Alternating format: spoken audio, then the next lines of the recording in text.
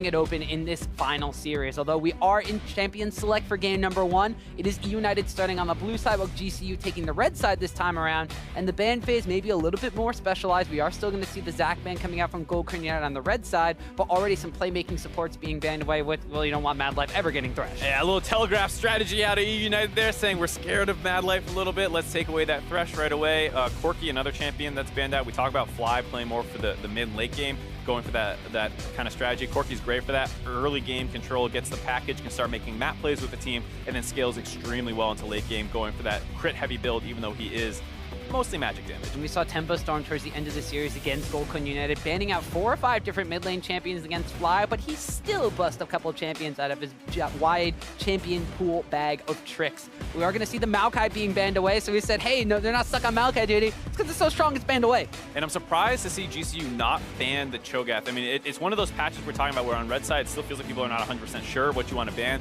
Caitlyn's still an extremely strong champion, and one that definitely can play, but we saw in the semifinals, Licorice picked Cho'Gath multiple times and absolutely destroy with it. It was not like a very snowball-focused pick as we see him lock it in. It mostly works to survive lane phase, slowly build up advantages, and then you get to this point where this unkillable meatball is running at you with a righteous glory, and eventually he finds his way into your backline and one-shots them. Yeah, and during the post-game interview, I actually got a chance to talk to him a bit about that Cho'Gath pick, and he thought it was strong before the buff, so no surprise to see them first pick that one. Potentially could go into the jungle, although it's not necessarily Dandy's style. Most likely will go into top lane for Licorice, but that does open up a couple of power picks for Gold United on the red side. The Kallista's been slowly but surely climbing up the ADC tier list, and we are going to see it picked first here for the red side. Not too much of a surprise, just the sheer amount of utility that comes with that champion. Right now, when it's able to find strong laning phases, it's extremely powerful. Right now with the Caitlyn ban, it's almost inarguably the top 80 carry pick. You do see a lot of Tristana in response, so maybe we'll see eUnited respond with that. And then we see a Trundle locked in very quickly here. That's a little bit surprising. We talk about the rise of the tank meta. Trundle is always someone whose popularity goes up when that happens, just due to his ultimate being able to steal resistances and health.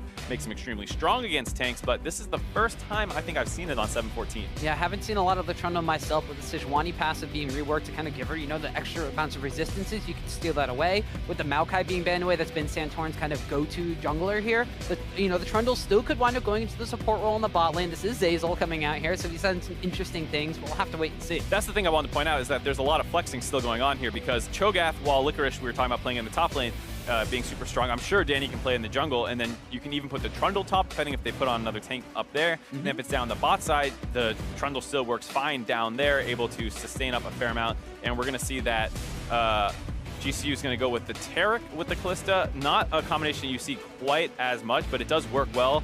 You can throw the Taric in. He has his ultimate to keep him safe with the invulnerability, and then it puts him closer in range to use his E. Usually you just throw that on a tank anyways, using your W to bind a frontline member to use him as, like, you know, the kind of the second conduit for your spells.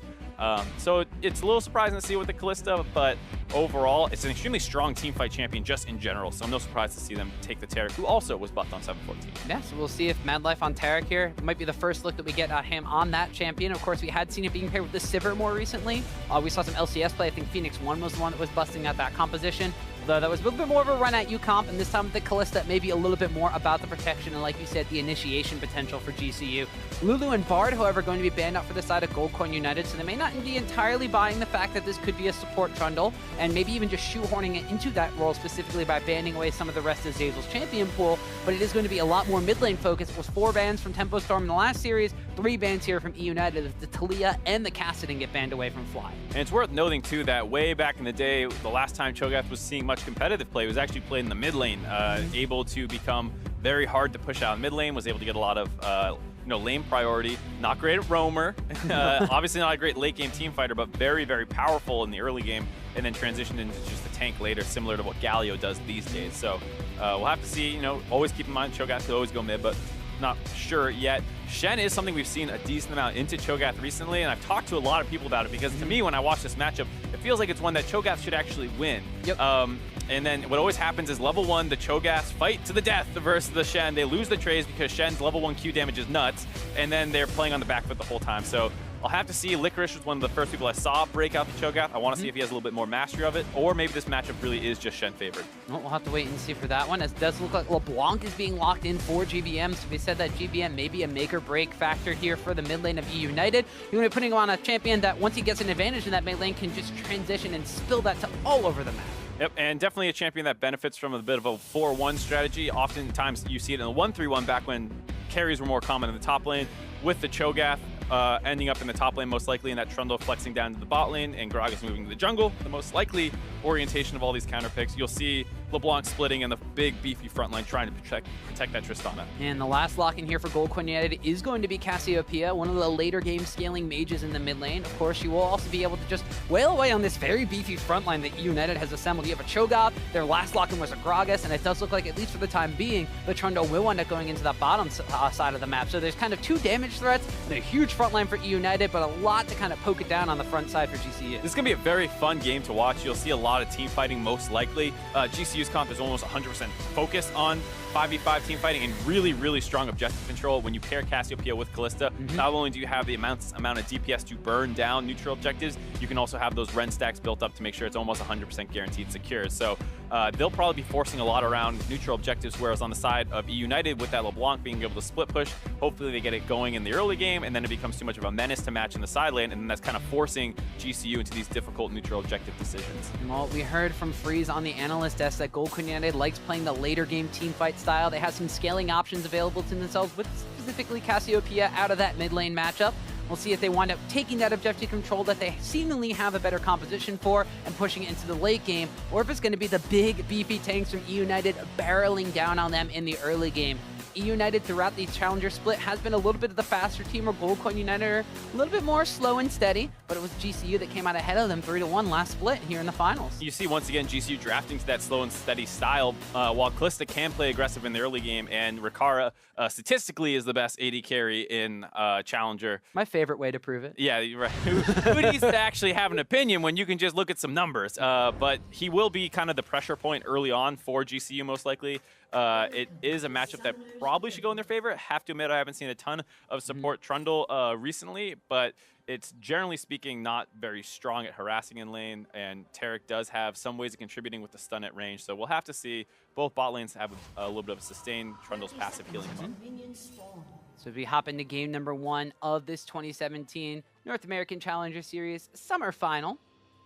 Not back in spring. Both of these teams have made it once again. eUnited coming as the #1 seed. Gold Coin United hot on their heels at #2. eUnited are coming off a bit more of a momentum-spurring victory, though. Their semifinal against Big Gods Jackals was a 3-0 sweep in their favor, whereas Gold Coin United had a much tougher full 5-game series against Tempo Storm. Right, so even though we have the run back a little bit of the spring finals, it is, like you said, very different, where eUnited was the best team in the regular season, whereas last split, that was GCU.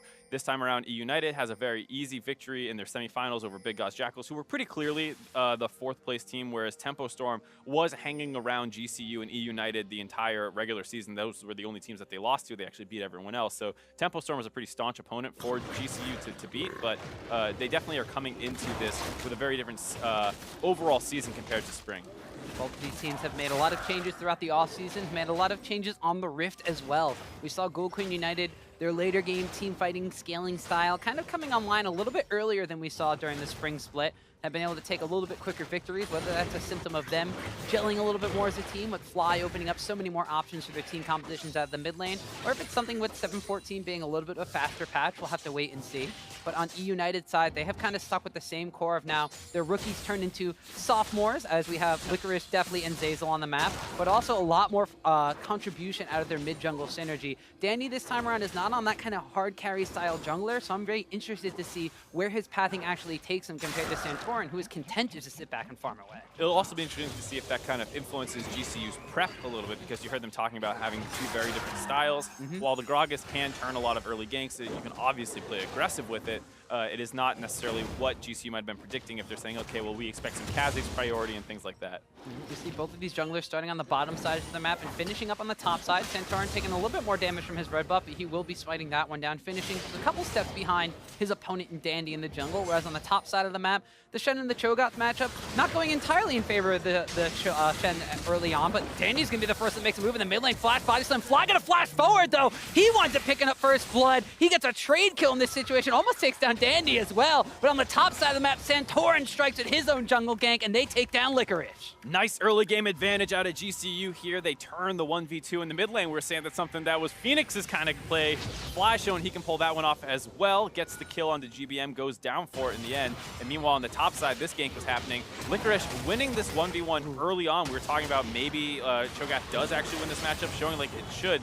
But Santorin gets a nice gank up to the top side, punishes the all-in that Solo was, frankly, kind of baiting out of Licorice there. And they're able to grab that kill as well. Yeah, and while both junglers finished on the top side, I wasn't expecting so much action in the middle lane, although Dandy making his appearance over there first kind of speaks to the strengths that eUnited mentioned. We heard Zeyzal saying that they wanted to defend GBM in that matchup. They want to make him, you know, have an open lane pretty much so he can move around the map and influence those side lanes, but he's the one who gets down for first blood. Right, and the Cassiopeia LeBlanc matchup is Cassio favored just in terms of his trading potential early on. You can bully that LeBlanc pretty hard, but what happens is the LeBlanc does have a fair amount of gank setup, and right now, Fly has no summoner, so you're probably going to see eUnited make repeated roams around the mid lane, and GCU are going to have to work very hard to keep vision control up around there to make sure Fly is safe until his summoners come back up. And you see already, right there, Zeyzal made a quick pass at it, probably saying, oh, it feels like he backed off a little bit. They might have some vision down there. And this is something GCU is very good at, so they might be able to weather this.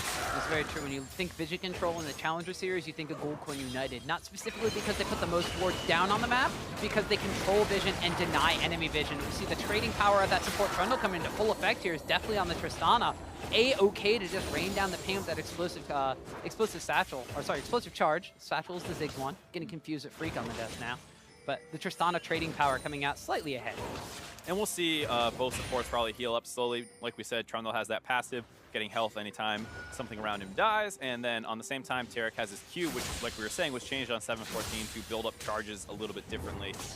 Overall, a buff in terms of how quickly he can get those back up after using a heal. So, as you see, both supports being the main targets in those trades, also the two easiest ones to sustain back up. Yeah. Kind of the symptom of being a melee support in the bottom lane here, but also potentially why they went with the Tarek into the Trundle matchup specifically, and then kind of shoehorned Zeyzal into picking that melee support. Although this isn't the first time in recent weeks that we've seen him play something a little bit more melee. He played 3 straight games of Alistar in their series against Big God's Jackal, was able to be a big, beefy frontline threat in those matches. This time around, he might be the one taking away the resistances from the opposing big, beefy frontline. Right, I mean, Alistar saw some patches on buffs on 7.14 as well. Not super significant considering the big problem is that pre-6, his laning phase is relatively weak. And he almost got exploited in one of those games. I believe it was game 2, where they should have lost bot lane a little bit harder. Didn't quite happen, and they got out just fine, but it seems like maybe they cooled off the Alistar pick a little bit. Yeah, we see Licorice very quickly blowing his flash to Santorin, charge forward on the Sejuani. But Licorice being a little unafraid to push up in this lane because he did have Dandy on his own top side of the map, so Santorin wants to make this gank happen.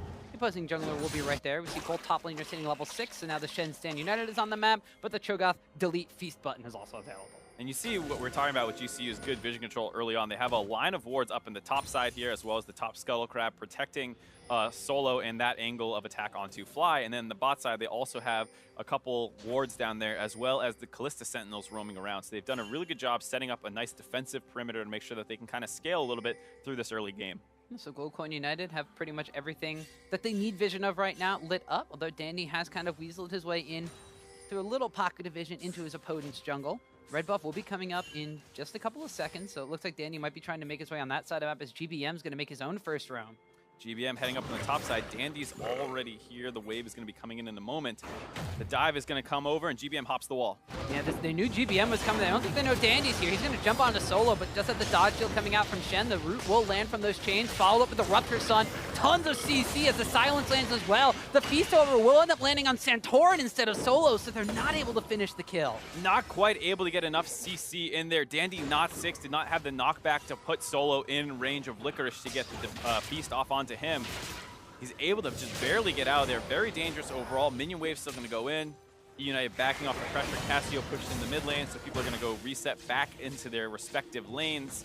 And a nice look by eUnited, but also GCU doing a good job backing off at just the right time. Yeah, there was a control ward in the brush that we saw GBM walking through out of the mid lane river. However, they had no idea that Dandy was up there at the same exact time, so knowing that one was roaming in a really good response, Mad Life even been on the recall, so he immediately shows onto the top side of the map to deter any sort of chase afterwards as well. And we saw Zeyzal roaming up to match that, but just soaking up some experience in the mid lane, which does let this double 80 carry bot lane here.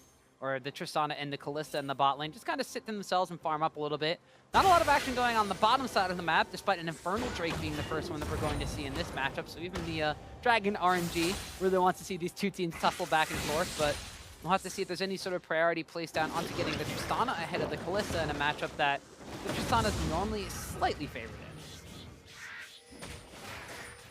We'll have to see what they try and do now. The early first attempt was rebuffed. GBM not quite snowballing yet, and that's one of the scary things with this LeBlanc pick is when you're going to a kind of 5v5 team fight, team comp, if you do not get to the head and start getting some side lane pressure off those advantages, you will end up in a very difficult situation when, let's say, GCU sets up around this Infernal Dragon, a very important objective for both team comps to grab. And if the LeBlanc still a little bit stronger right now, potentially finding a target early on and blowing them up, but you got to worry that eventually it'll be tough as, ooh, Fly walks a little bit too close to a minion, has it spread to him, and takes a big chunk. Still got a decent amount of damage despite only having a lost chapter, a Fiendish Codex, and a single stack on his Dark Seal from that trade kill that wound up going down for first blood in the mid lane.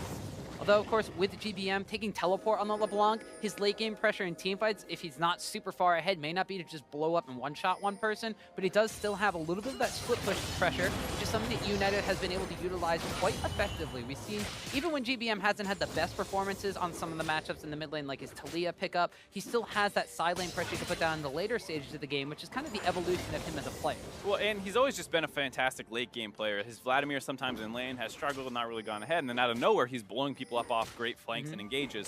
So he always has that kind of potential to find a great opening even when not super far ahead. And you see them keep trying up here on the top side. Solo starting it with the Tiamat not as tanky necessarily, needs it to kind of contest some of this wave pushing, but you see Licorice can kind of get this wave into the turret whenever he wants, and eventually eUnited are going to hope to find an angle on it. Didn't seem like they wanted to pull the trigger there. Maybe they were concerned about losing too much pressure around that Infernal Dragon. Well, the more that Cho'Gath pushes in the top lane, too, the less of a threat of a Shen stand United out of view becomes. Because the Shen's going to be hidden under his own tower. He can kind of know where he's going to be and where he's not going to be, and you can match him with that teleport on the bottom side of the map if that's where you want to go, or pretty much wherever else. But we do see a lot more top lane focus coming out from actually both of these teams this time around. As we thought mid lane was going to be an area of the map that really blew open in this one. But the top side of the map, we said both Licorice and Solo. Licorice in his sophomore split of the Challenger Series. Solo kind of been around the Challenger Series in and out, subbed on to Echo Fox for a little bit when there were some visa issues there. So he's been around the scene for 2, going on 3 years now at this point. And one of the things that we always talk about is when he's on his comfort champions, he looks really good. But he's not known as a Shen player, so this may be some of the top lane focus from both of these teams. That's partially it. Also, I think it's just hard to get things going around the bot side. The setup by both people not super guaranteed, whereas on the top side, you got a whole lot of CC for a potential dive. Well, Cho'Gath starts things off. The silence and the retro follow. The feast after's not going to kill him, but the explosive cask will. Dandy answers the kill on the top side. And there you see, they finally get the opening onto Solo there. The question is, can GCU punish at all? They're going to start this Infernal Dragon up. Teleport is available for Licorice, but he's kind of low, kind of sustaining off the wave. He might get healthy enough to want to contest this. Doesn't look like eUnited are going to, though. No Cho'Gath ultimate available. Looks like they'll concede the Infernal Drake, but they might wind up getting the first tower gold on the top side of the map. That one's taking a lot of damage as Dandy's kind of stuck around up there, and they will wind up getting the first tower gold. Looks like they'll split it between those two on the top side. And there we go. Pretty common objective trade. We'll take a look at this dive, and it's just so easy in a sense to pull this off. You put the Rupture down, body slam right into it to make sure he can't get out. The flash late. You probably need to flash that Rupture just right away because that body slam is coming in, but it's so hard to play around all of that. I think the silence might have gone down as well, so you don't even have the option to flash necessarily. And There you see that kind of monstrous chain CC combo that comes out of a Cho'Gath, a champion that does require a little bit of setup to make it work really well. But if you do have that, it's an absolutely insane amount of crowd control that comes out, on top of the fact that you're going to be doing damage with his ultimate. Yeah, he had him pinned up against a wall pretty much underneath his own tower, so it's going to be a little bit easier to hit those skill shots, and then they basically have 2 directions or 3 directions to wind up walking. The bottom side of the map, though, Gold Eunited getting a little bit more aggressive onto Zeyzal's Trundle here. Akar and definitely level 6, whereas Mad Life level 7, Zeyzal not quite available to hit that yet. May hit it after this wave goes down. But one of the things that we haven't necessarily touched upon in this one is the fact that the Infernal Drake was traded for the top side of the map. Gold Eunited being the kind of slower and steadier scaling team. You have the Cassiopeia, you have the Callista, a lot of sustained damage in these team fights. The Infernal Drake's going to be a great option for them. Yeah, the Infernal Dragon obviously helps with their kind of win conditions in almost every single way. They want to team fight a lot. Great, you have more damage coming in on everybody. You want to force around objectives, while Mountain Dragon is, the better of the 2 dragons at doing that. Having higher stats as well is just beneficial for forcing. You start winning trades in situations. The concern is, though, if GBM gets far enough ahead, the Infernal Dragon doesn't help, because Shen will not be able to utilize that well to control the teleport using LeBlanc. Now that said, like we were hinting at, LeBlanc from ahead, very scary. From even, not quite as bad. No, finisher Merlin Namacon, whereas on the opposite side, Fly on Cassiopeia has finished a Rod of Ages for himself and has his tier stacking up and ready to go for a little bit of time after that first blood went down in his favor. So while GCU's on a little bit of the scaling plan, United's on a bit of a timer. As you mentioned, GBM on this LeBlanc pickup.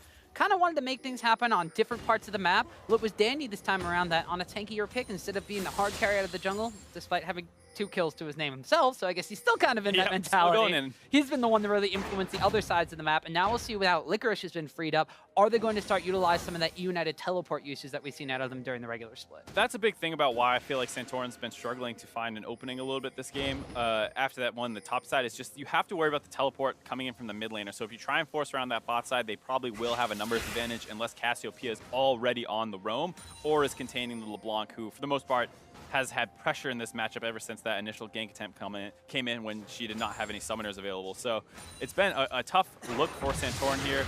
As we see, hold on, Fly makes a big play. Yeah, just the Petrifying Gaze goes off immediately. He had the backup from Mad Life, and Fly pretty much getting a solo kill on GBM. GBM was making repeated dashes forward, and eventually Fly just kind of caught onto that pattern, read when it was coming, and called it out. Stuns him up, puts down that W, burns him low, and the poison is enough to finish him off. Doesn't even cost him any summoners to make that solo kill happen. Yeah, maybe just a little bit too much confidence coming out from GBM here, as Fly is able to not only do that, but he gets a blue buff transfer onto himself. So the catalyst for the game for United has actually just not been lit in this one. It's been Fly containing GBM and just keeping him in place, or in this case, turning him to stone. And here you see, catches him trying to put the chain out, gets the stun, has Mad Life in vision as well, so they're willing to take that risk in case the jungler is there. They don't have to worry about the 2v2 turning out too terribly because they already have backup available. And overall, yeah, Fly just sees the W coming in, knows that E's going to be following it, sends his ult out and catches GBM. Well, despite losing their mid laner, eUnited will be the ones to take your friend Narsmark, the Rift Herald, as they're going to be battling that one down. They could wind up using that to try to open up this map, utilizing the Rift Herald split pressure to take down towers rather than using GBM, who has fallen behind at this point in time. So good on them to take that objective while they are struggling a little bit to kind of get their game plan online. If they can find an opportunity to potentially have Licorice shove in the top side and force down around mid lane, that would be the perfect usage of the Rift Herald, because it's going to be very hard to force down that outer turret with a strong Cassiopeia defending it. So you got to bring a little bit of backup, bring that Rift Herald down. Maybe you can bring your bot lane to roam up as well at some point, though they have been down pressured a little bit this game. Overall, though, they need to find a way to keep getting gold leads, because right now, with an even, GCU having a stronger scaling team fight with an Infernal Dragon already, off to a great start in this game. There's going to be another one spawning for them. In about a minute on the bottom side of the map, as Santorin makes his way down here, he will blast gun over the wall, finds himself Dandy, farming away in his own jungle. Says, fancy seeing you here. That's to Arctic assaults himself back over the wall. GBM wanted to make a motion down to join the rest of his team, but Fly's already there cutting him off, saying, no way. A level down as the LeBlanc. It is a Cassio favorite matchup in a lot of people's minds. You see the immense trading potential that comes in. And then the scary thing is, if LeBlanc is now in a position where she can't even follow roams for fear of getting all in, which is something Casio is great at denying roams with being able to ult people when they try and face check brushes. It's going to be very hard for GBM to start finding openings here. They probably want to accelerate the pace of this game a little bit, start trading objectives out if possible, and then once the map opens up, hopefully GBM can find some space to work. And the bottom side seems to be where Goldcoin United want to really kind of hammer their focus down at this point. Goldcoin United have yet to take a tower on the map, and the bottom side has been pretty much even so far throughout the majority of this game. Both of the supports have been making moves around the map, but we haven't really seen much of Rakar and Definitely in this matchup because they've just been sitting there going pretty much even in CS as there's still a wave for Definitely to catch up on. It is a little funny to see both bot lane have kind of ignored for the most part. Second Infernal Dragon spawn, so GCU going to try and put that stronger neutral objective control to work right away, but eUnited's going to teleport in. Yep, we got GBM coming in for a teleport. The Rift Herald's actually being used at the same time from Dandy, so looks like that was actually being used on the bottom side of the map to try to get them to a split division here. Fly's going to flash over the walls. Licorice came in with a Rupture, so although Goldcoin United get the Infernal Drake, they had to burn some flashes and get out of there as Rift Herald's moseying down on the bottom side and the rest of eUnited moving towards the mid lane. Feels like United was just a little bit slow. GCU wanted to burn that Infernal Dragon down right away. They started off, and you see how quickly they can do it. United was not quite prepared for that. They wanted to contest it. You saw the teleports get channeled to come in, but they did not have a good angle onto GCU, and the flanking Licorice, while it was nice that he got the flash out of Fly, I think GCU will take that trade any day of the week. Well, meantime, Solo's going to find Dandy in his own jungle here. At the same time, GCU are going to be forcing away Zeyzal and Definitely in the mid lane. Dandy's still taking a lot of damage from Solo, going for that Titanic Hydra first, ripping through the lack of resistances coming out from Dandy. Forces him out of the jungle aggressively. As in the meantime, GCU is just 1v2ing this mid lane. Definitely and Zeyzal are having a hard time containing Fly. This is kind of the fear that when you start setting up this 1-3-1, you're duo lane in the mid side can't actually bully out the enemy team's mid laner. So usually the concern is that your two-man bot lane in the mid lane is too strong for the enemy team's mid laner, so they have to go into the side lane where they don't really want to be, and they're open to more ganks. But it looks like Fly is doing a fine job contesting the 2v1 by himself, at least for now. We'll have to see if GCU chooses to keep this lane set up. They are resetting after grabbing that dragon, and kind of losing a little bit of pressure while doing so, but we'll have to see what they're actually able to do with their lane setup. They might be losing pressure now that they've gone back, but they did a heck of a good job defending the pressure that eUnited was putting on the map. Even though there was no big team fight around that Infernal Drake, the Rift Herald went to the bottom side, and we saw the duo lane plus Dandy rotate into the mid lane. Fly, I believe, Fly and Mad Life together stopped that push in the mid lane pretty much by themselves, whereas the just left the bottom side of the map. It was Rift Herald and GBM, who GBM can't threaten a dive onto somebody sitting under that tower in wave clearing, so the Rift Herald just wound up going down. It took a lot of damage on that tower, however, didn't get anything for it, and despite the gold count being slightly in favor of eUnited right now just by a couple hundred gold, Goldcoin United have all the advantages they need on those very, very key members, specifically their mid lane. Yep, up 600 gold as the Cassiopeia. Got to feel pretty good as arguably the strongest scaling champion in the game. Maybe contested a little bit by Tristana in terms of damage. But overall, whereas normally as Cassiopeia is scared to be in a side lane with how far ahead she is over her counterpart in GBM, as well as the fact that Santorin is playing down around that side, she feels very safe pushing up in there, trying to catch Dandy out in his own jungle to get the flash out of him. Yeah, they blew the flash from Gragas already, and now it looks like they might be trying to take a bottom lane tower of their own. You mentioned that Santorin's just hovering around this area, shadowing Fly. And it looks like that the mid lane containment strategy from Goldcoin United may be being pushed to full focus here. Now that they have the advantages on the Fly, they're just going to continue to push that into their favor. So not only can they shut down GBM and stop United's game plan, but get some advantages of their own as they continue to pick on now GBM that he's so far behind. Licorice, though, getting into a trade with Soul. Looked like it was going good for the Shen. The Lupture ends up landing, though. The Feast is available, but the dodge zone's going to prevent some of that Vorpal Spike's damage from coming through, and Solo's able to walk away. There you see Licorice understanding the limits of his champion pretty well. I'd say a lot of people are still inexperienced in Cho'Gath and don't know that they can take that 1v1 given the fact that he was starting a little bit lower health, but he's able to start trading out into Solo. The lower cooldown on the E coming up multiple times before the Shen Q comes up. He's able to kind of start winning that trade and putting Solo in a position where if he's not close enough to his turret there, he almost got feasted and taken out. Yeah, so Solo is doing an okay job at keeping himself alive. Is he going to be able to build up some resistances now as we see Zeyzal trying to move and get some vision in his own jungle, but GCU's core combo of Santorin and Mad Life are denying him from doing so and taking the wards with him. GCU kind of sacking the top side, saying, Solo, you're on an island, you're doing just fine. You died once in the early game after a lot of focus. That's not too bad. And now we're going to use our mid and jungle and bottom control to just take over this side of the map and start setting up control so that eUnited really doesn't have an opportunity to roam down to that LeBlanc and get her going in the side lane. A really nice plan out of GCU that they're implementing very well. It's also working out extremely well because Dandy got all those kills when they put the pressure on Solo on the top side of the map. So Dandy's been able to get the kill onto Fly in the mid lane. Dandy got the kill on Solo on the top side. So even though you have the Cho'Gath slightly ahead in map pressure on the top lane, he's still not going to be able to necessarily bully out Solo from his lane as long as we see him playing the matchup the way that he has. We also see Licorice grabbing an Abyssal Mask, a little bit of a surprising item on Cho'Gath. Haven't seen it too much, but I actually think it's a great purchase for 2 reasons. One, you're the furthest ahead on your team, and you want to be able to snowball a little bit more without, committing to like an AP Cho'Gath or anything like that. Similarly, eUnited has a ton of magic damage that will benefit from him increasing the damage that people take. So both GBM and Dandy will benefit from that. Even Zazel a little bit, his ultimate coming in as magic damage. You got the Righteous Glory too, so Cho'Gath being in range to apply that magic resistance debuff is going to be pretty easy to do. Now we see Licorice on the bottom side going to be matching up against Fly, and we saw Rakar getting Buster shot the heck out of there as definitely was going for a winning trade in his favor. The Cho'Gath has come down against this Cassiopeia, so without Abyssal Mask, has a little bit of magic resistance in addition to his Merc Treads, but still, GCU's Fly on Cassiopeia very far ahead, has a fully stacked up Saracen Brace already, fully stacked up Rod of Ages. Cassiopeia pretty much fully online at this point. Wonder if we're going to see a little bit of a dance setup now out of GCU. I wonder what they're going to do, because I like what eUnited is thinking. Dragon's coming up in 20 seconds. You put GBM up on the top side. If Cassiopeia tries to match, she does not teleport. You might be able to get that Dragon away. If they keep Shen up there, that might be a bad matchup for the Shen, though. Like we said, eUnited with GBM not super far ahead probably can't bully out that tank quite as hard as they want to. And Licorice is able to finish off that turret down in the bot lane by himself, continuing to get further and further ahead. And now they have a little bit of control down there with Cho'Gath on the bot side. They're starting to set up some vision control for this Dragon.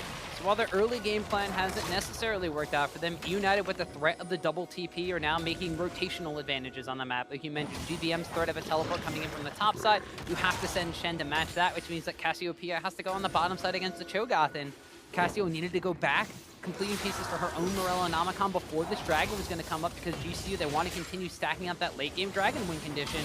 And looks like they might be going for a fight though. Santorin, Arctic Assault's in, Dandy body slams out. It's a little bit of a dance of the junglers here. We already have Licorice down on this bottom side. GBM is still split pushing to his heart's content on the top. You've rotated Shen down to the bottom here, so GBM will be able to teleport into this, and the Shen is actually pretty close. Goku and eUnited, they get the inside track to the Dragon, but eUnited are going to the inside track to the mid lane tap. Once again, eUnited does not feel confident enough to really teleport in and brute force a fight. It makes sense given the deficit that they're at in terms of Dragons. They try to go mid, but GCU collapses in time. The Shen Saniite is there, also going to have the Glacial Prison go out. It lands on the Deathly, but he's able to jump away. GBM, though, is going to teleport into the mid lane. Rupture will wind up landing on the Shen. There's a Trundle Pillar to stop him out. Mad Life taking about half of his HP and damage. Rakara is just going to Fate's Call the Taric back in. So despite a bunch of things happening, there's Mountain Dragon that goes to Goldcorn United, but nobody dies. Nobody dies. They get chunked out a little bit low by the Tristana, but the Taric heal comes in. Basically full health bars for both teams, and GCU comes out ahead once again, grabbing those Dragons. Flies rotated up to the top side to clear out that wave that GBM's been pushing in. It looks like eUnited now going to be getting a little bit gutsy in the enemy jungle. We found GBM catching out Solo a little bit. There will be a red buff, it looks like Steel going over in favor of Dandy. He's the one that smites that one away, so they got a red buff steal for themselves, but they haven't gotten anything, and they lost a Mountain Drake, and more importantly, it's 3 Drakes stacked up with another Mountain spawning in about 5 minutes. Pretty poor consolation prize overall on the side of eUnited. They also, like you said, lost that teleport on GBM, so he's not going to have that kind of advantage over that Cassiopeia for a little bit. They're trying to set up that siege with the long-range Tristana, not able to find anything as Fly pushes in the top side. The scary thing for eUnited is the fact that they only have a 1,000 gold advantage right now, while GCU has no turrets down. So this is a lot of gold available on the map for GCU to kind of recuperate if they ever find an opening or rotational advantage. A lot of that's going to be coming in through CS advantages, the mid lane and the top lane. The double solo lanes coming in for GCU with advantages built up for themselves. Whereas definitely in Rakara, like we said before, we have to revisit this every 5 or so minutes because they've been relatively quiet on the map so far, content to farm themselves up to ridiculous amounts of CS. For 26.5 minutes in, we have almost 290 on Tristan and 280 on Callista. They've been untouched all game. It's one of the fun things about being an AD carry and competitive. Sometimes you get stuck in the mid lane and they say, hey buddy, we just need you to sit in this mid lane and farm for a while. And that's music to the ears of an AD carry player. Never realized that a marksman could be an investment banker on Summoner too. Definitely is the richest one right now. Just broke 300, 26.5 minutes into the game about. Yeah, and the fact that, well, Fly has 2 kills on him, so he may have the most gold in the game for a carry. But now Mad Life getting caught out, trying to ward his own jungle. Did see eUnited up here earlier before stealing away the red buff, so while it wasn't the best consolation prize, they did get some vision control and a bit of vision denial on the top side, so they're able to chunk down some damage on the Mad Life, but he's A-okay with Rikara around to keep him safe and call him in just in case he gets cut out too far. That said, the matchup is starting to flip in favor of the Tristana for a while. It is completely in Kallista's favor early on, having the trading advantages. Tristana does fine in the matchup, but does lose priority a little bit. And then once you start getting to your second, third item, the range starts becoming a huge issue. Definitely starts taking over this matchup as the Tristana pick. And you see them pushing in a lot around mid lane. As Licorice could be in some trouble down here in the bot side. Ooh, gets the Rupture down on himself, but Solo's not going to bait into that one. Meanwhile, Danny's going to get cut out here by Mad Life, trying to go over the wall here. Will body slam after using the explosive cast to keep himself alive. Now Licorice gets the Righteous Glory proc.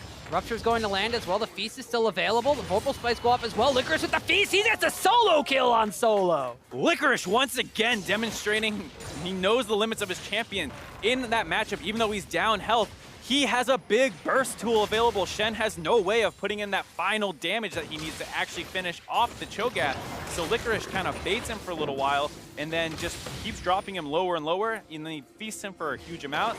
The E finishes him off and he gets an advantage. Now eUnited trying to force even more around mid lane.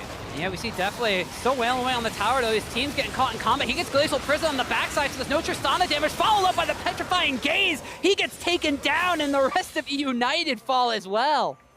Big overextension by eUnited. They get a solo kill down the bot side. They feel like they have the numbers advantage, so they try to force around mid lane, but it's still a 4v4 around there. They get caught out of position. Licorice is too low to really teleport in.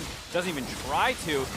GCU find a really nice team fight, and like we said, they can do objectives pretty quickly. They grab Baron off the back of that fight. Double Infernal, single Mountain, and now a Baron buff because Baron Nashor just melted under the damage that Goldcoin United put out. eUnited making a very uncharacteristic mistake with their aggression, getting a little bit too aggressive in the mid lane here. Now Licorice, he has his Feast back available, so we'll see if Soul's able to take it to him. He will have Baron buff minions to help him out in this one.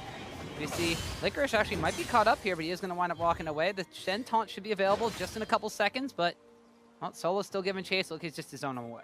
Relatively hard to lock down the Cho'Gath. He can always put the Rupture down. You have to run through that or pass around it. In the meantime, he kind of just runs away as fast as he can. Not very fast as a Cho'Gath, but still getting some distance. And we'll take another look at that mid lane fight. Like we said, GBM is around. They're trying to force down. Licorice just won that in the bot side, but it's still a 4v4 around mid where arguably you're probably weaker in your 4-man core. Dandy does not have his ultimate available, just had to use that to disengage. They open up onto him, then a great Sejuani ultimate to realize that they already have the kill secured onto the Gragas, so they retarget down onto definitely on the Tristana, get a nice chain CC onto him, and once both of them are down, that's the smite down, and that's the main damage threat down on eUnited. Very easy for GCU to make the call to force onto the Baron. We also saw eUnited being a little bit split as to if they were going to be turning onto the fight or finishing that tower. It definitely was wailing away 3 or 4 shots onto the tower in the mid lane, and then only got about 2 in the fight before we got CC chained to death. So now there's going to be a Baron buffed up Goldcoin United for eUnited to try to contest with. And you mentioned that 1,000 gold or so margin that eUnited had in the early game, not going to be enough to tie them over. Goldcoin United now has ballooned this to almost a 4,000 gold lead for themselves. They grabbed the Baron, they grabbed a couple kills, and they've grabbed 3 turrets. So like you said, big gold swing in GCU's favor here. The question is, how much more can they get off of it? Like we said, probably the stronger late game team fight. They're going to be grabbing their second Mountain Dragon as well. eUnited, game 1 starting to slip away from them here. And although they weren't able to execute their early game plan, we thought that they might be able to utilize the double teleport play to their advantage. Tried to utilize it, didn't work out well for them. They got some advantages due to Licorice's Cho'Gath pickup on the side lane, going toe-to-toe against Solo, getting a solo kill. Then they got a little bit too antsy because, you know, the rest of their core, as you mentioned, not as far ahead as Goldcoin United's. When you have a 2-kill at the time, now 3-kill Cassiopeia in that core, and the rest of your team has 2 kills combined, and it's only your jungler, you can't really go toe-to-toe with that. Especially when you factor in the double mountain, or excuse me, double Infernal Dragon as well. So eUnited make a big misstep right as they were starting to grab control of this game. It's going to be very hard for them to get another opening like that, given the fact that GCU is just mowing these turrets down. They grabbed the mid lane inner turret. Solo has this one down to about 5%, 1% HP. It's going to drop anytime someone looks at it. I'm going to call that officially a sliver. A sliver. Yes. A sliver of a percentage. 1 sliver of HP left on that bottom lane tower. Solo will potentially get that one, but he's distracting both Danny and Licorice over here, so Goldcoin able to get that mid lane tier 2. They still only have a couple seconds left on Baron buff, so with a huge influx of gold in their favor, they're going to use that to recall very quickly and buy up into some very key itemization. Shen had started with a Titanic Hydra, no real tanky items to himself, now has an adaptive helm, and the Randuin's Omen picked up. There's a Knight's Vow and a Locket on Santorin, so the supportive jungler is fully online for this Sejuani. More importantly, you got a Void Stab and a Mercurial Scimitar picked up for the 2 carries for GCU, so they are very, very big threats as well. They are huge threats, and if eUnited is going to find a way back into this game, it will actually probably be from a pickoff onto one of these 2 primary damage dealers into winning a team fight. Because, like always happens in these kind of tank metas, if you're able to pick off, say, that Cassiopeia that is very fed and strong at the start of a team fight, you can win that team fight even though you're behind in gold. And it's a situation where they do have a lot of tools to do it. You have LeBlanc who can come in from funny angles. You have Dandy who can insect or back with the Gragas ultimate. And Licorice, if he ever finds a way to kind of charge through GCU's front line, which is very hard to do, but if he ever finds a way onto that Cassiopeia, he has an immense amount of true damage to contribute as well. So eUnited do have the tools to find a team fight, but it's going to be very hard to find that correct team fight. You mentioned the amount of gold that Goldcoin United still had kind of left on the map when they had 0 towers taken. It was about a 5,300 gold Baron power play that just happened for them. So they took those 4 towers, they won a team fight for themselves, and they got all the map pressure to get the CS advantages even further in their favor. So now if you are eUnited, you waited for the Baron buff to fall off, and you were able to respond by taking the tier 2 bottom lane tower. That mid lane tower, though, is still a bit of a thorn in your side, as that has taken a lot of damage, but still hasn't fallen down. But you really aren't in a position to start sieging up towers now that Goldcoin United basically only have 1 lane to shove down on this top side, because that bottom lane tower has officially a sliver of HP left. Officially, and on the side of GCU, it might be a little bit difficult to continue to force around turrets right now. No neutral objectives available to take down. GBM kind of exposed in the mid lane. Yeah, he's going to have to flash over the wall to get away from solos. The rest of Goldcoin United are collapsing down on him. So now United are a little bit scattered and a little bit torn apart. Goldcoin United, though, are just going to use this advantage that they got to ward up this top side, the blue side of their opponent's jungle, because Baron's going to be spawning in about 1 minute and 45 seconds. You're going to want to play around this top tower anyway. You have complete vision control. This is GCU's style. This is where they thrive. This is exactly where they thrive. These slow, grind you out kind of games. They have the advantage. You see them very willing to spend the next 1.5 minutes sitting in this topside jungle and denying eUnited from even being able to farm some of these lanes. And then eventually, the scary thing for eUnited is that Baron will come back up, and you will have to face check that. And then you are not heading in from funny angles. You're not looking for flanks. You are running through their vision. They're going to see you coming a mile away, and it's going to be very difficult to win a team fight. GCU's comp is not great overall at sieging, so they're playing this right. You don't want to force any more around that top turret, even around that bot turret, despite how low it is. Don't get greedy for it. Just wait for that next neutral objective and play it out from there. The United are going to be able to sneak away with that mid lane tower, so they pick the Thorn out of their side, and they even up the tower count, although the gold still about 3,500 in favor of Goldcoin United. Even though these teams are looking a little bit different, this final series is playing out very eerily similar to the way that the spring finals did. It's actually GBM going down. Kill between him, Fly and Rakara on him kind of illustrates the point here. The mid lane matchup for Goldcoin United is running away with this one. You heard them kind of talking about it, both teams being relatively mid lane centric overall. This time Fly getting the much better of the matchup, got the counter pick into the LeBlanc, and then was able to trade favorably early on, generate himself some leads, and now GCU is keying off those. Yeah, and the fact of the matter is you take out one of the 2 damage threats on the side of eUnited. So now you're just A-okay to force away in the mid lane here. You wind up catching down under Rakar, but the QSS flash away from that. The Shen Stand United coming in as well. Now definitely is the one that has to bounce the heck out of there. The mid lane inhibitor almost goes down, but Goldcoin United very wisely back away. There we see some of the potential on eUnited to find a pickoff. It would have been great if you had some LeBlanc damage to throw in there as well. But they did still get the flash out of Rakara. They got the ultimate out of Solo, and now just have to be careful of face check. Oh, they wanted to go for that brush. Good Rupture knocks up a lot of them. There's the Taric ultimate coming down, as well as the fact that Danny has to flash out of there, but he's going to get locked up and taken down right after. Mad Life wants to get the credit for that one. You have Licorice in the front line taking a lot of damage. The people on the backside from GCU taking damage as well. Mad Life is going to wind up going down. Definitely gets the reset. GBM's respawn to join the fight. Finally, the Cho'Gath goes down, and Santorin's trying to lock down on the Deathly. They've taken down GBM on the front side of the fight, but now it's a 2v3 situation as the bottom lane for eUnited are trying to go toe-to-toe against the rest of GCU. And there's one of those angles. GBM is able to teleport, I believe, into the backside, or he just wrapped around on his own. Either way, he's able to get onto Fly, who had just been chomped down on by Licorice. He was at half health. They're able to blow him up, and they're able to kind of win that fight a little bit. From how far behind they are, trading 2 for 3 is not that bad overall, but they still need to be careful around Baron. Yeah, the Baron bait coming out here. Still 2v3 situation. Zeyzal's pretty tanky, though. He has to flash away from the taunt coming out from Shen from solo. Is definitely on the backside, able to utilize that Tristana range to keep himself A-OK and far away. One of the big things that happened in that team fight was as Deathly was starting to kind of reset through the fight, Rikara was actually on the edge of a Shen block zone, so there was some damage missed out on. Here you see the ultimate out of Santorin does not find a priority target. Licorice's Gargoyle Stoneplate was not able to be used to combo in onto Fly here, so he chomps through the shield. You see drop down to half health, healed up a little bit, but GBM comes flying in from the backside, able to add in the final damage in CC to get that kill off. Licorice is trying his best to frontline while GBM goes. But there you see 2 or 3 auto attacks blocked out by the Shen on Rikara. That was actually huge from stopping Deathly from potentially being able to win that fight, because if they drop Rikara, they definitely win that 2v2 from then on, because there's no way for GCU to really get onto the long-range Tristana from there. GCU barely able to win that team fight. eUnited not relenting. They want to force down onto this Elder Dragon. Not very beneficial from them, given the fact that they are lacking any dragons of their own. And GCU are more than happy to trade this out for a Baron. And Baron will be a big threat to wind up ending the game, but eUnited just simply can't let GCU with 2 Infernals and 2 Mountains get the Elder Dragon on top of that one. So while there will only be a 1 stack of Dragon Baron, which will be only 45 extra damage over 2 seconds for eUnited, they denied the objective from GCU, but they're, like you said, super happy to get a Baron as a consolation prize. Right, it's nice for eUnited to stop GCU from potentially getting the Elder Dragon as well, but you got to think that that trade still favors GCU heavily. They can use this Baron right now to charge down mid lane, get to that exposed inhibitor in the mid lane, and then start playing off the auto self-generating mid lane pressure. They can split up, send Shen down the bot lane following that, and the 4-man up to the top side once they grab this mid lane inhibitor.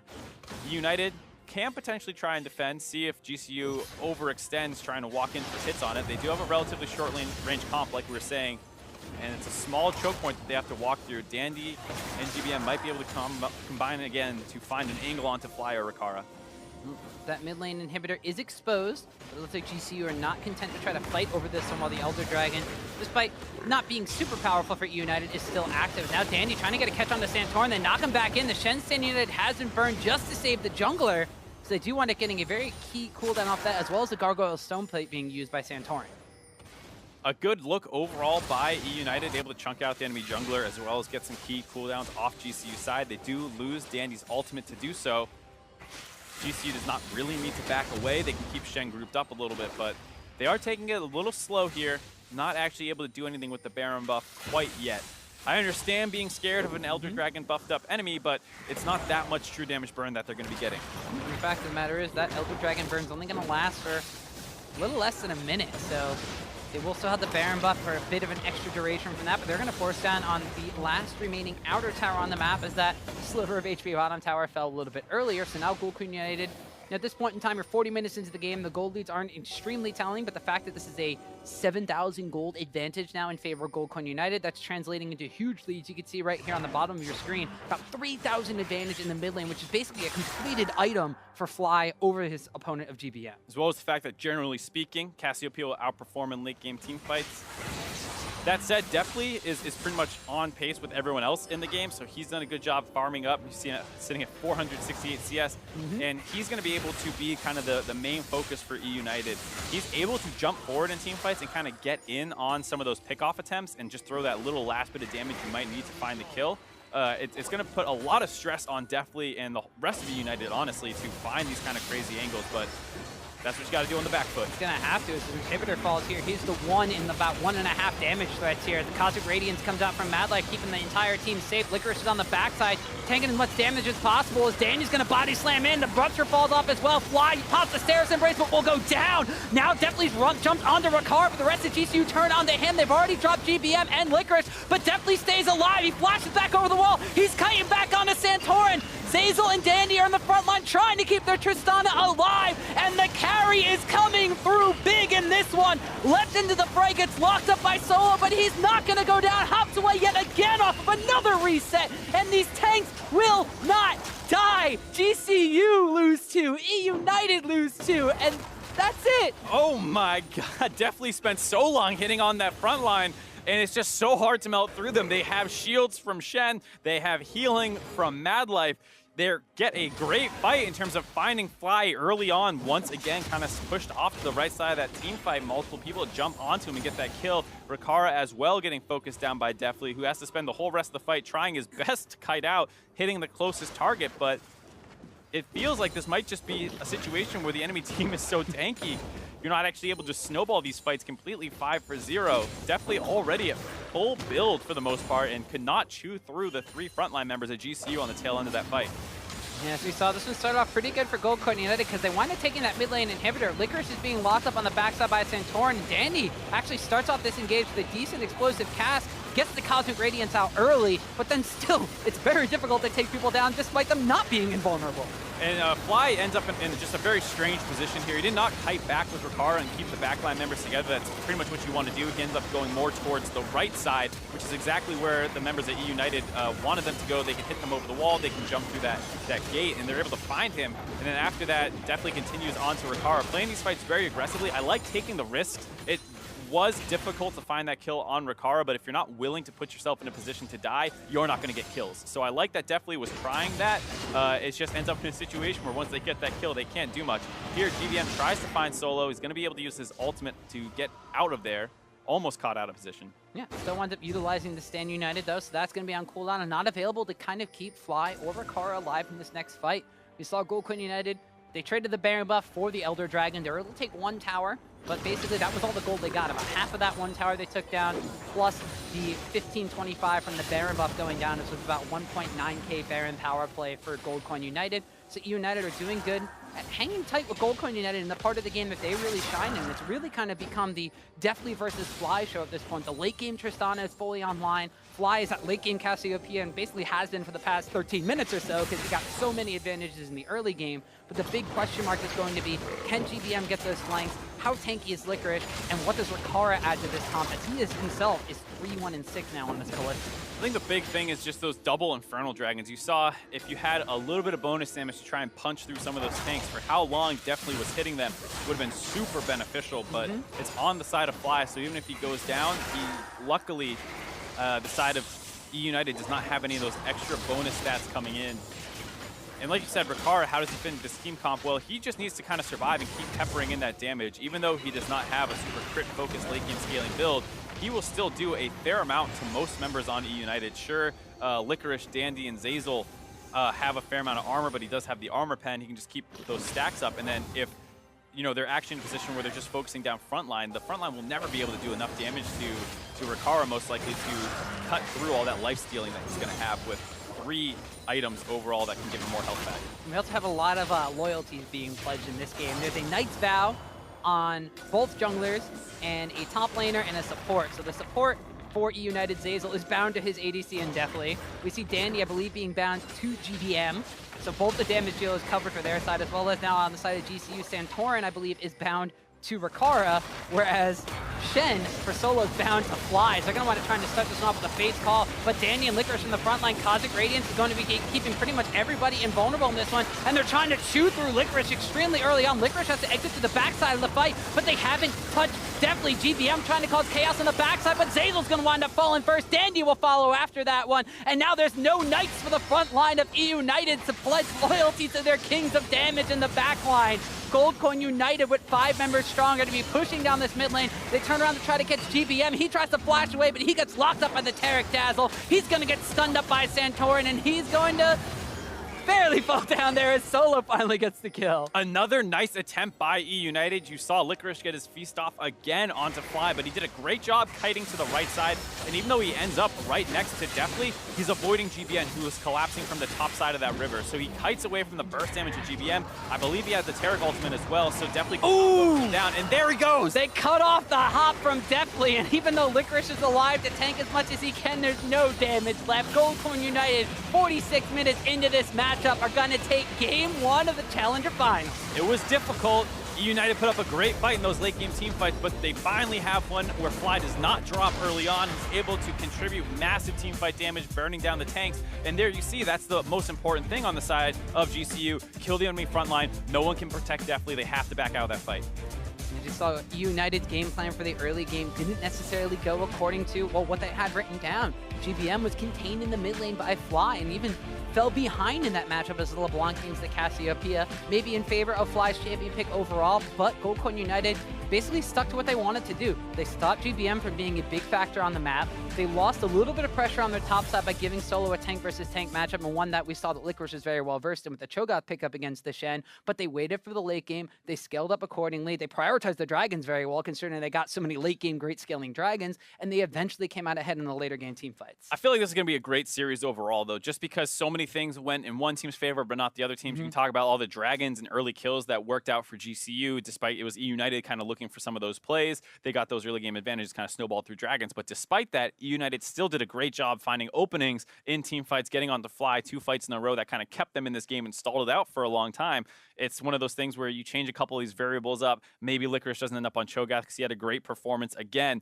you have so much adaptation available for both teams in this series. It's going to be really fun. Yeah, and even though Goldcoin United came out ahead in that game, number one, we had some very few questions we had for United coming into this series of the fact of how do they manage when they fall behind. We saw that, for the first couple of weeks of Challenger, they were undefeated. They actually didn't lose until they lost to Goldcoin United, and I believe it was the final week of Challenger. And even then, the final week against Big God Jackals, they struggled. They said, hey, our Koreans they're fixing their visas. We didn't have a lot of practice time, but they were able to show against, a Big God Jackals team that they could come back from behind. This time around there, they go up against Goldcoin United. It's a very hard-fought game, but they come out behind. I mean, that's one of the things that was the advantages of swapping the Korean imports over, was just when they had the European imports with Gilius and Fox, they were very, very snowball reliant. They were great at it, but if they fell behind, it kind of felt like that was just the end of it. Whereas on the flip side, with these two, you see that they kept their calm, even though GBM had a bad game. We talked about how he's scary. He can be on things like Vladimir and LeBlanc, still finding great angles to enter the fight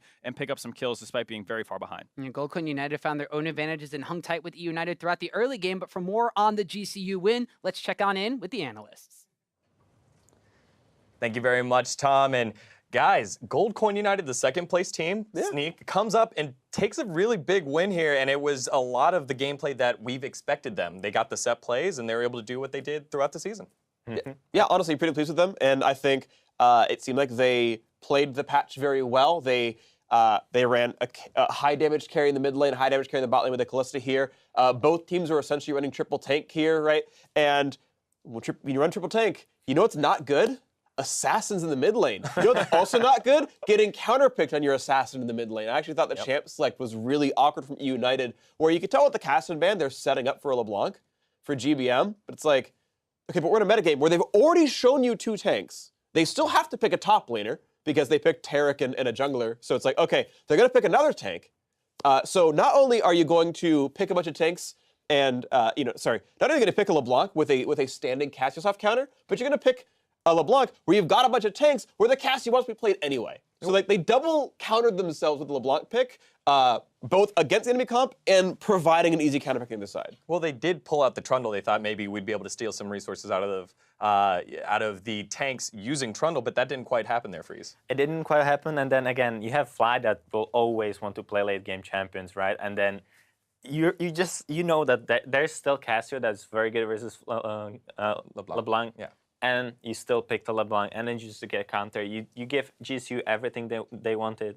They were so comfortable on the stage. On the other hand, United, first game on stage that actually mattered, because let's be honest, when they play versus Big Cats, no one expected United to lose. So the first game, a little bit shaky. They didn't look comfortable, and GBM just getting twice solo kill, that's a big thing. You know, when a team is sort of reliant on you to snowball and do something to open up the map, because GBM, the way he plays, he has to get advantage mid lane. Usually that advantage is provided by Dandy. That gets advantage from jungle alone, counter-jungling, aggressive invades.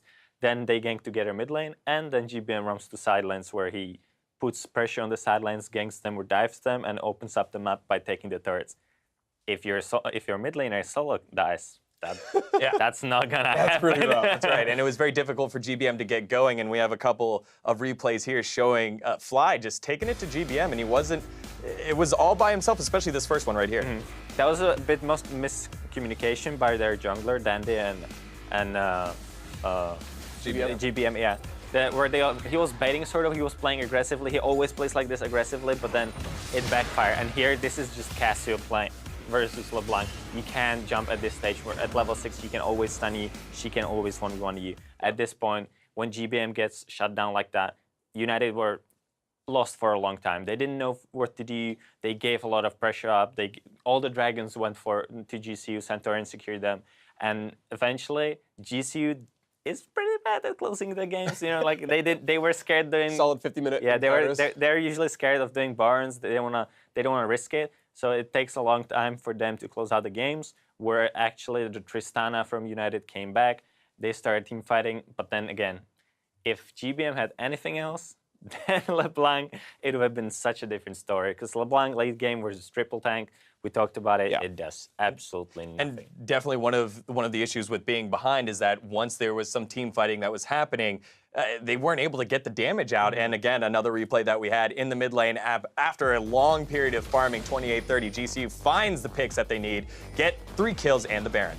Yeah, I was surprised here that Tristana didn't have QSs at this point of the game, where they have such an easy CSs. Right there. Yeah, right there, Sejuani ult. You have to flash away from it into Cassio ult. That means just solid 4 seconds of CC. You have to flash away from it or QSs. The QSs there, ADCs don't like it because they're like, I'm losing damage when I build it, right? But sure. In this case, it will give you so much damage because you would just instantly QSs the CC that's coming at you, and you would continue doing damage.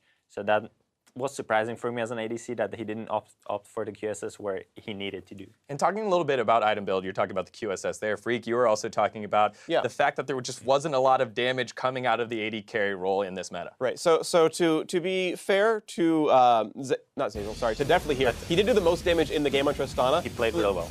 And he played really well. But the thing is, you're playing against triple tank. You absolutely, and you have LeBlanc in the mid lane. Yeah. You absolutely must, capital M must, do optimal damage on Tristana because you have to break through like 15,000 effective health, which does not happen without having a good item build. And look, his choices made sense. We know double Energizer is very popular. We know, you know, that you need a QSS somewhere. Yeah. There's like 3 different healers in the opposing team, so you want a reminder.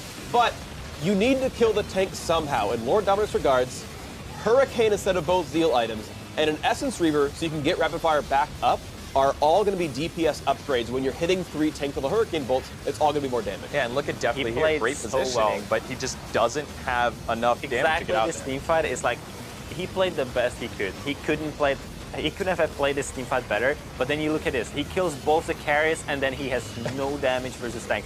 And that's attributed to that they have a LeBlanc that's very far behind, no damage, he dies instantly. But then again, the item builds. Usually a lot of players opt to the same item builds every game because they're just comfortable with it, and they're very used to it, and they don't even think about building it. But that's very wrong mentality. As an ADC, you have 2 things you have to take care about: position and item builds. That's legit the 2 things that you can you can influence your game by these 2 items. There's nothing else that you influence the game. So if you do the position correctly that we saw there, where he just 1v9 the team fight, killed both the carries, but then had no damage to kill the tanks, there comes the second part, right? Item builds. And if he had the proper item builds, he could have opted, I think, like going to Fervor instead of Warlords this game, because if you play versus triple tank, going versus Fervor is very efficient. It gives you a lot of damage. Then again, switching a bit item builds, the way I would do is IE into Zeal item into QSS. Then I would finish my Zeal item and then straight away to Last Whisper. And you could do the last item Hurricane for the Fervor to stock up quickly and kill the tanks quickly. That way, it would have been the best. But then again, Def did play super well. The game, he was the main factor. They were in the game. They stayed in the game that long. And the 2 team fights we saw here, he just 1v9. But it wasn't enough, right? It wasn't enough, and just one of those kills, I think, could have changed the game, because we know that Goldcoin United has trouble closing out these games, and there are opportunities in the future for him to go ahead and do that. Yeah, and that's what it's going to come down to, is if you've got more games to play, maybe they'll leave Caitlyn up for him at some point. You know, maybe he can get back on the Tristana, and you know, you find ways to get around that, right? Either you need to bring in a Black Cleaver user. You know, you're going to play your Gragas jungle, your Trundle in the support role. Look, maybe you bring out a Kled or a Jarvan, and the armor shreds enough to make the difference. But you know, clearly it feels like, especially the way these teams are playing, they're playing slow, they're playing team fight based. Finding ways to properly kill tanks is going to be, I think, a very important hallmark of champs-like adaptation and gameplay adaptation. And I think if we see that, I think we see a stronger team and the team that wins. I mean, if you can beat them, join them. I mean, stop playing. I mean, they're both playing triple tank, just one team picking an assassin. But then I think you go a step further and you find tank shredding. You have to play a mid laner that scales very well into late game. Usually that has a lot of AoE. Victor is very strong. Orianna is very strong in these scenarios, and that will help you a lot. Because if you take assassin like LeBlanc in this meta, it puts so much pressure on you. Even before, you sort of felt with these champions that you have to kill people and you have to win the game through killing and snowballing, right? And now when you play versus free tanks, it's double the pressure. You have to kill someone, otherwise the pick is no worth and you will lose. That's how it works, and it will either be the way that they will adapt into like picking safer assassins or safer picks for GBM where he can do the things he likes, like Talia, Galio, where they just shove the mid lane and then they roam to side lanes, and that's how they open up the map. And they will not play LeBlanc again or something like Zed. Those two are very, very scary to pull off because they're too hard to play. Or they'll just play a teamfighting champion like Orianna or Victor, and it's gonna just give you zero pressure on your mid laner that has to kill enemy. You know that your ADC was outperforming the other ADC this game, right? Definitely was playing so well compared to Rikara. And then if you add on top of that a late game mid laner, you know that's the key for victory. If that doesn't work, you know, obviously, like it depends what their coaching staff wants to do, but depends. If they want to play aggressively, they'll try something new again, or they'll play something safer. Right, so we'll get to see what's going to happen in this second game. We're headed for a break, but there's more challenger action around the corner. When we return, we'll see if eUnited can tie the series or if GCU jumps out to a 2-game lead. Don't touch that browser. Danny's going to be the first that makes a move in the mid lane. Flash, body slam. Fly going to flash forward, though. He winds up picking up first blood. Cho'Gath starts things off. The silence and the rusher follow. The feast after's not going to kill him, but the explosive cast will. The petrifying gaze goes off immediately. He had the backup from Mad Life, and Fly pretty much getting a solo kill on GBM. Feast is still available. The Vorpal spikes go off as well. Licorice with the feast. He gets a solo kill on Solo. I hold the Trist. You guys fight. Keep going. Listen to Sam. You guys win. Casio is dead. Flash. Kalista no flash. Definitely GBM trying to cause chaos on the backside, but Zazel's going to wind up falling first. Dandy will follow after that one. And now there's no Knights for the front line of eUnited.